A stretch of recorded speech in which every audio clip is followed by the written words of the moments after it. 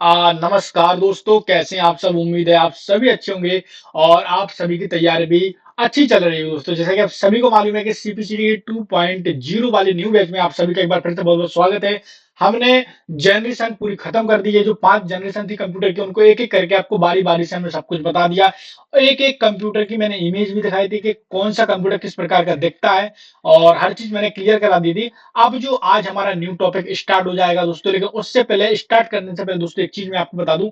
जो 5वीं पीढ़ी के कंप्यूटर थे दोस्तों, उनके थोड़े से नाम देख लेते हैं। जैसे कि डेस्कटॉप हुआ, लैपटॉप हुआ, नोटबुक हुआ, अल्ट्राबुक हुआ और क्रोमबुक हुआ।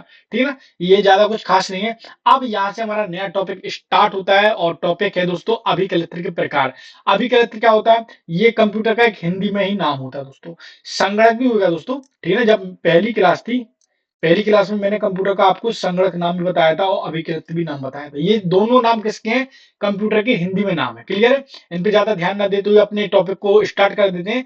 देखिए, मुख्य रूप से इन्हें 3 अलग अलग आधार पर बांटा गया है। यानी कंप्यूटर के प्रकार दोस्तों, कह सकते हैं कार्य के आधार पर, उद्देश्य के आधार पर, आकार के आधार पर।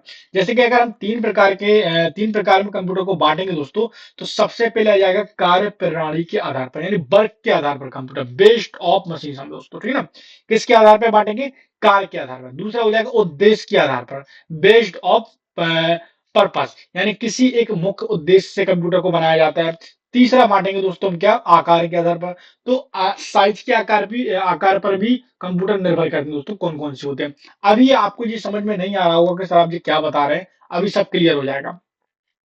क्या है दोस्तों, कंप्यूटर को 3 हमने भागों में बांट दिया है। सबसे पहले काम के आधार पर कंप्यूटर कौन कौन से होते हैं, फिर उद्देश्य के आधार पर कंप्यूटर कौन कौन से होते हैं, एक आकार के आधार पर कंप्यूटर कौन कौन। इन तीनों चीजों में बांट दिया है। एक एक करके मैं आपको एक एक चीज की फोटो भी दिखाऊंगा कि ये दिखते कैसे हैं, लगते कैसे हैं। हाँ, आपको याद भी आ जाएगा, हाँ यार ये कंप्यूटर मैंने देखा था, या इस कंप्यूटर को मैंने यूज किया था। ठीक है, चलिए तो अपनी क्लास को स्टार्ट करते हैं। थोड़ा सा अगर नीचे क्यों आएंगे तो देखिए, सबसे पहले जो हमारा हेडिंग है वह हो जाएगा दोस्तों कार्य प्रणाली के आधार पर, यानी बेस्ड ऑफ मशीन दोस्तों। ठीक है ना, काम के आधार पर कंप्यूटर। तो देखिए, कार्य प्रणाली के आधार पर कंप्यूटर उन्हें 3 भागों में बांटा गया दोस्तों। एनालॉग कंप्यूटर, डिजिटल कंप्यूटर और हाइब्रिड कंप्यूटर पर बांटा गया। ये किसके आधार पर कंप्यूटर को बांटा गया? कार्य के आधार पर, काम के आधार पर कंप्यूटर को 3 भागों में बांटा गया है। पहला कौन सा हो जाएगा? Analogue computer. दूसरा हो जाएगा डिजिटल कंप्यूटर। तीसरा हो जाएगा हाइब्रिड कंप्यूटर। अच्छा, अब यहाँ से क्वेश्चन क्या बन सकता है आपके एग्जाम में? तो क्वेश्चन बन सकता है, बताइए काम के आधार पर या वर्क के आधार पर कंप्यूटर को कितने भागों में बांटा गया है? आप बोलेंगे 3 भागों में। तो वो 3 भाग कौन कौन से? एनालॉग, डिजिटल और हाइब्रिड। इन तीनों कंप्यूटर के बारे में बहुत ही सरल तरीके से आपको समझाएंगे, माइंड में ऐसा कैप्चर हो जाएगा कि कभी जिंदगी में नहीं भूलोगे। एक एक चीज की फूट भी मैं आपको बताऊंगा। सबसे पहले हम पढ़ने वाले दोस्तों एनालॉग कंप्यूटर। क्या पढ़ेंगे सबसे पहले? एनालॉग कंप्यूटर के बारे में कि एनालॉग कंप्यूटर है क्या। चलिए, एनालॉग कंप्यूटर एक ऐसा कंप्यूटर है जिसका उपयोग ज्यादातर विज्ञान और इंजीनियरिंग क्षेत्र में किया जाता है दोस्तों। एनालॉग कंप्यूटर क्या है दोस्तों? इसका ज्यादातर उपयोग विज्ञान के क्षेत्र में और इंजीनियरिंग के क्षेत्र में किया जाता है। यह कंप्यूटर भौतिक मात्राओं को मापने में किया जाता है। याद रखिए, किसमें? भौतिक मात्राएं। ये बहुत पूछा जाता है कि जो एनालॉग कंप्यूटर होता है उसका उपयोग कहां पर किया जाता है? तो भौतिक मात्राओं को मापने के लिए किया जाता है। इनमें इन डेट में दोस्तों टेम्परेचर वगैरह इन कंप्यूटर का कहाँ इस्तेमाल होता है? टेम्परेचर मापने में, प्रेशर को मापने में, स्पीड वेट नापने में, वोल्टेज डिप्ट नापने नापने में दोस्तों इनका इस्तेमाल किया जाता है। अब टेम्परेचर से मतलब है दोस्तों, आपने देखा होगा कहाँ आप डॉक्टर के यहाँ पर जाते होगे तो एक प्रकार की मशीन रखी होती है जो आप अपने हाथ में लगा देते हैं। तो उससे क्या होता है? आपका टेम्परेचर नापते हैं। प्रेशर मापने की मशीन भी दोस्तों एनालॉग कंप्यूटर के अंतर्गत आती है। जैसे आपने देखा होगा, जैसे कि कह सकते हैं प्रेशर के कोई मशीन होती है, उसमें प्रेशर नापते हैं कि इसके अंदर कितना प्रेशर भरा। तो कहाँ कहाँ इनका यूज होता है तो मैंने आपको बता दिया। तो विज्ञान और इंजीनियरिंग के क्षेत्र में सबसे ज्यादा इनका यूज होता है, और भौतिक मात्राओं को मापने के लिए। क्वेश्चन क्या पूछा जाएगा? एनालॉग कंप्यूटर का जो है उपयोग कहाँ पर होता है? तो भौतिक मात्राओं को मापने के लिए किया जाता है, जैसे कि टेम्परेचर हुआ, प्रेशर हुआ, स्पीड वेट हुआ, तो इन सारी चीजों में। क्लियर है? अब एनालॉग कंप्यूटर दिखता कैसा है, चलिए ये मैं आपको बता देता हूँ दोस्तों। ये है एनालॉग कंप्यूटर। सभी को उम्मीद है स्क्रीन पर क्लियर दिख रहा होगा, मैंने फुल इमेज लगा दिया है। ये है देखिए एनालॉग कंप्यूटर। ठीक है ना, और एनालॉग कंप्यूटर के बहुत सारे इमेज होते हैं, लेकिन जो सबसे प्रचलित एनालॉग कंप्यूटर है दोस्तों वो ये रहा। अच्छे से देख लीजिए, क्योंकि ये आपके माइंड में कैप्चर कर जाना चाहिए। एनालॉग कंप्यूटर का इंजीनियरिंग और विज्ञान के क्षेत्र में उपयोग किया जाता है। इस एनालॉग कंप्यूटर के द्वारा हम प्रेशर यानी भौतिक मात्राओं को नापते हैं, टेम्परेचर, प्रेशर हुआ, स्पीड बिट वगैरह हुआ, डिप्थ हुआ, इनको मापते हैं। किससे? Analogue computer.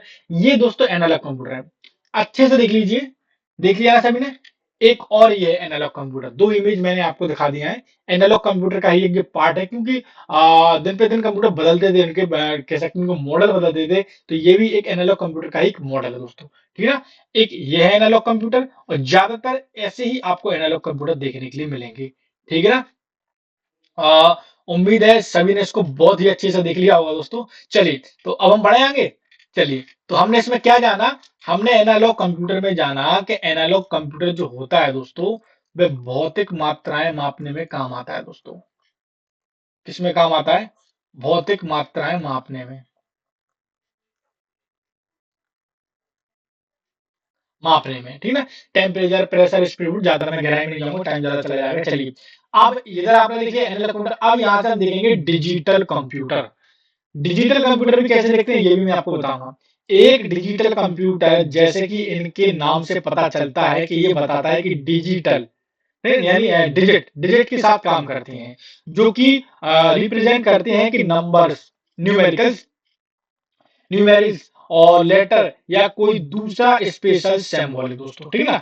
तो डिजिटल कंप्यूटर से हमने क्या देखा, थोड़ा सा और इसके बारे में जानेंगे। चलिए नीचे की चलते हैं। तो ये देखिए, digital computer digital computer operate करते हैं इनपुट्स के आधार पर, जो ऑन ऑफ टाइप होते हैं। इनकी आउटपुट भी on off signal signal from में होती है। नॉर्मली ऑन को रिप्रेजेंट किया जाता है एक से, और वहीं ऑफ को रिप्रेजेंट किया जाता है जीरो से। ये बहुत इंपॉर्टेंट है, याद रखिए। जो हमारे डिजिटल कंप्यूटर दोस्तों, वे कैसे, एक बार फिर से देख लेती हैं। एक डिजिटल कंप्यूटर, जैसे कि इनके नाम से पता चलता है कि ये बताता है कि डिजिट के साथ काम करते हैं। किसके साथ? डिजिट के साथ, जो कि रिप्रेजेंट करते हैं न्यूमेरिक्स और लेटर्स या कोई दूसरा स्पेशल सिंबॉलिक। ठीक है ना? क्लियर है? याद है? चलिए, डिजिटल कंप्यूटर ऑपरेट करते हैं इनपुट के आधार पर, जो कि ऑन ऑफ करते हैं। इनकी इनपुट देखिए दोस्तों, यहां से क्वेश्चन थोड़ा सा इंपॉर्टेंट हो जाता है। इनकी आउटपुट भी ऑन ऑफ सिग्नल की फॉर्म में होती है। नॉर्मली ऑन को रिप्रेजेंट किया जाता है एक से, और ऑफ को रिप्रेजेंट किया जाता है जीरो से। याद रखिए, इंपॉर्टेंट है। अब डिजिटल कंप्यूटर देखते कैसे थे, ये तो देखिए दोस्तों, मैं आपको बता दूं कि ये तो बहुत ही ज्यादा नया मॉडल है डिजिटल कंप्यूटर का। और याद रखिए, जो जीरो और वन से समझते हैं ना, ये इनको हम बोलते हैं बाइनरी नंबर। बाइनरी नंबर, जो कि जीरो और वन के फॉर्म में होते हैं। ठीक है ना? ज्यादा गहराई में नहीं जाऊंगा, क्योंकि ये टॉपिक मैं आपको कई बार बता चुका हूं। चलिए, तो डिजिटल कंप्यूटर आपने देख लिया किस प्रकार का दिखता है।